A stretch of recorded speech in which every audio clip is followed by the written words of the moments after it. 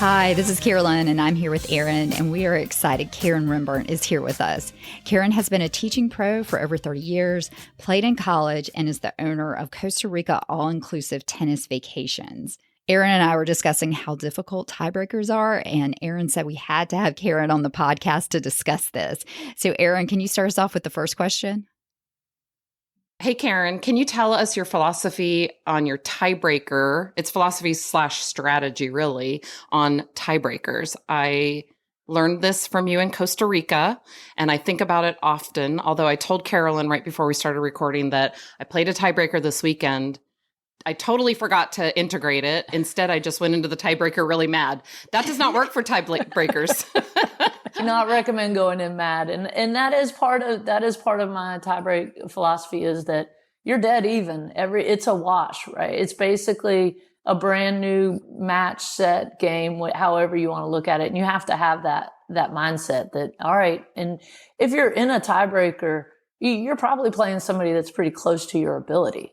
So you're not going to go out and win that tiebreaker 7-0 or 10-0. It's going to be a battle, and it's going to be a lot of switches in momentum up and down. You're going your way really well for a while and then not going your way, and you have to hang in there. So one thing that I've been doing for years is I take that tiebreaker as mini games. So every 2 service points is a game. And what I'm trying to do is I'm trying to win the very first point of that mini game. So if I win that very first point, then the second point is a bonus point. Right. If I don't win that, no worries. I'm going to try and win this. I'm going to try and win the second point. So I'm fine. So if I take that philosophy the whole way, and if I don't win either of them, like, no worries, I'm gonna go back to that same philosophy. If I'm now returning serve, we're gonna try and win that first point. If we don't win that first point, no biggie, we're gonna try and win the second. If we do, we can play loose, we've got a bonus point. So and that way I'm not going, oh my goodness, it's 8-7 and I'm nervous. And if I get this point, I'm up 9-7, and then I'm going to congratulate them when I win 10-7. And then all of a sudden it doesn't go that way. And that's what I do. So, and that goes kind of into my second part. And I do this a lot in the matches when I feel myself getting nervous towards the end of that breaker, is I'll lie to myself about the score. You know, if I'm up 9-6, it's 3-5. Come on, bear down, it's 3-5. And then I'm almost a little bit surprised when I win the match, because I'm like, I thought it was 3-5. So that keeps me very much grounded and in the present.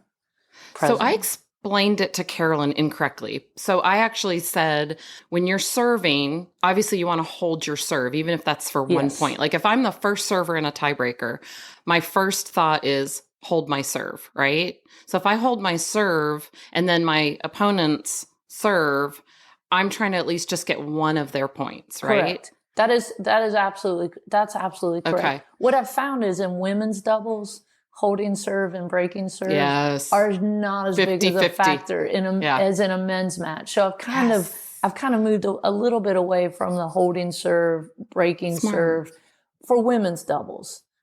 You know, we're not 6'8". We're not hitting serving bomb first serves and getting those free points. So I just got back from the Southern Cup, the Senior Southern Cup in Alabama, and watched a lot of matches, and especially in the women's. And these are the best women in the South. And some of them are the best women in the nation, and some of them have even won worlds. So we're talking about the highest caliber ladies tennis, and the holding of the serve is not as big of a factor. Yeah. Even in pro matches, there was one, I just told someone this the other day, they each got broken 10 times in the match. Right. It was like neither one could hold. So, and I've been in matches like that where it's like, the first one to hold is the one, like, you think 6-4 is only a single break, right? You're like, oh, I won the first set 6-4. And that's like, that could be one break. But actually it was like 4 breaks on each side. Right. There were no holds. There were no holds. Exactly. Yeah. It was like someone finally actually held. And I think that's a factor of the ground strokes being better and us not working on the volleys enough. Yes. Right? We're going to talk about volleys. Yeah. I know. That's a whole conversation. So you are actually 100% correct. In the men's double, it's hold your serve and then try and get one of the two return points. And I said that to Carolyn, like I said before we started recording. So I said, if I hold and then my opponent serve, I try to get one of theirs. And if I get one of theirs, then it's a bonus, right? Then I'm like, I'm ahead. Right. And then you just try to hold serve. And then I said to her, and then you just have to break their serve basically twice if you want to win.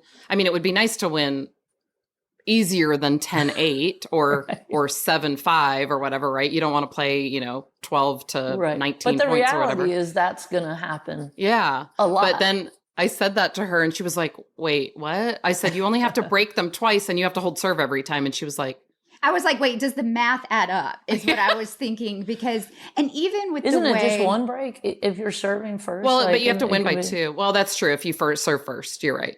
It's only because that's what I was saying. I was like, so, but Karen, you're saying with women's, it's not the hold that when we go in, we need to think each 2 points is as, a game. Okay, I want to win one of these. If I win the next, it's extra. Correct. No matter if I'm serving, no matter if I'm receiving. And I think that helps keep you from going into a mental slide too, right? And if I turn to my partner and I say, okay, let's get the first one right here. Instead of, I'm not thinking about that easy forehand volley you just put in the net. I'm thinking about because that's going to happen multiple times. Correct. Don't think about it that time because that's going to happen again. Correct. Exactly.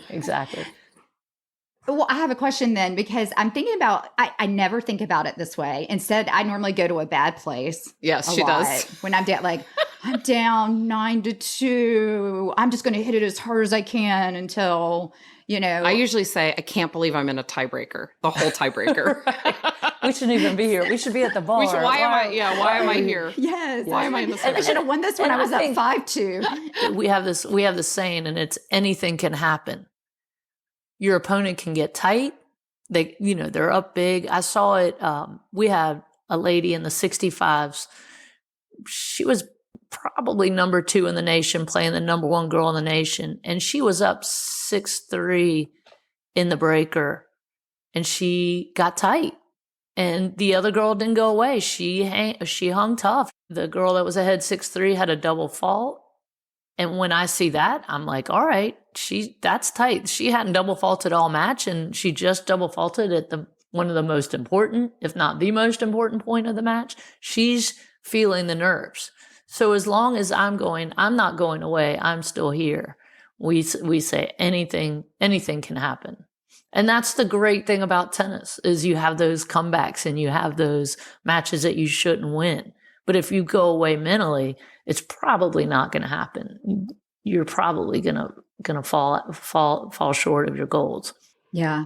I do have just one quick question. I may not even include this in the podcast, but Karen, when we as women, okay, for the women's game where you're just supposed to try to win 1 point, take them at 2 points at a time for the tie break is how you should think about it. Like I want to win 1 point, then the extra point. How do you then also keep track of score? Like that's the part that I've had issues with in tie breaks is that we've tried, I've sometimes got to even flip the score in my head, but then I'm like, oh, but I still need to keep track of the score so that, do you know what I'm talking about? Yes, like, how do you keep this all in your head? I think there's like a before a point thought and an after a point thought.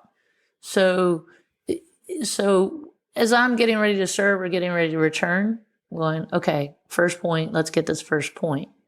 Point finishes in my head. I go, okay, we're up 3-2. And then I'm getting ready to return.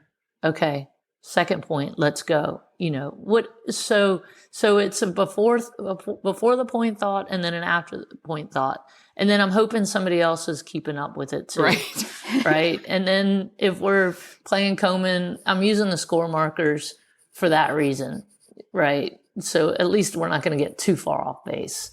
But that's a good question. Yeah. I think that I definitely, I wonder how many thoughts we actually have between points because I'm sure there's a bunch of them. But for me, it's all right before I strike the ball and then right after I hit the ball. So it's like a business management, keeping up with the points, right? And then it's an emotional, okay, I'm trying to get one of these two. So I'm present and not going, why am I in this tiebreaker? Look at that girl. Aaron. No, I think that's a good question too, because I've actually done just what you were saying. And when someone was serving, I would think, oh, if I get their point, if I get this point, then I'm at this score. And then maybe I haven't. And so then sometimes I'll get the score wrong because I made an assumption that was going to happen before it actually happened. Right. Yeah. That is dangerous. Yes. Like thinking like, oh, if I get this, I'm up 5-2, and then blah, blah, blah, and then they're like, no, you weren't. We're only at 5-4. 5 whatever. But in my head, I was, so that should be enough. Right. Exactly. Doesn't that count? I thought I was ahead. I'm pretty sure. I was ahead. Yeah. I don't even know I'm in this breaker. Right. I already won the breaker. In my mind. In my mind. Exactly. Thanks to Karen for coming on the podcast. We have another episode with Karen where she gives us mental tips for tiebreakers, which I definitely need, and also a few pieces of advice for levels 2.5 to 4.0. We've included more information about her camp in our show notes. Thanks so much for listening and hope to see you on the courts soon.